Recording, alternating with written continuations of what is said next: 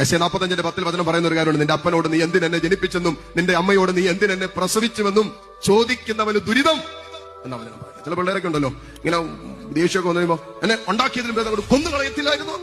എന്തെല്ലാം ഡയലോഗാ വായന വരുന്നറിയോ? ഇങ്ങനെ വീർപ്പിച്ച് വളർത്തുമല്ലേ മക്കളെ. ചോദിക്കും മേടിച്ചു കൊടുത്ത് കുടുംബത്തിന്റെ വിഷമം അറിയാതെ, വേദനകൾ അറിയാതെ, കുടുംബത്തിന്റെ ബുദ്ധിമുട്ട് അറിയാതെ, ഒരു അപ്പനും അമ്മയും എങ്ങനെയാണ് ചോര നീരാക്കി ഒരു കുടുംബത്തെ പോറ്റുന്നതെന്നൊന്നും മക്കളെ അറിയിക്കാതെ വളർത്തുന്നത് അപകടകരമായ അവസ്ഥയാണ്. നിങ്ങളുടെ മക്കൾ അറിയണം നിങ്ങൾ കടന്നു പോകുന്ന വേദന എന്താണെന്ന്. എങ്കിലും നിങ്ങളുടെ വേദനകളിൽ നിങ്ങളുടെ മക്കൾ കൂടെ നിൽക്കൂ. നിങ്ങളുടെ കുഞ്ഞുങ്ങൾ അറിയണം എത്ര ലക്ഷം രൂപയുടെ ലോൺ എടുത്തിട്ടുണ്ടെന്ന്. നിങ്ങളുടെ കുഞ്ഞുങ്ങൾ അറിയണം ഇന്ന് എന്ത് ബാങ്ക് ബാലൻസ് ഉണ്ടെന്ന്.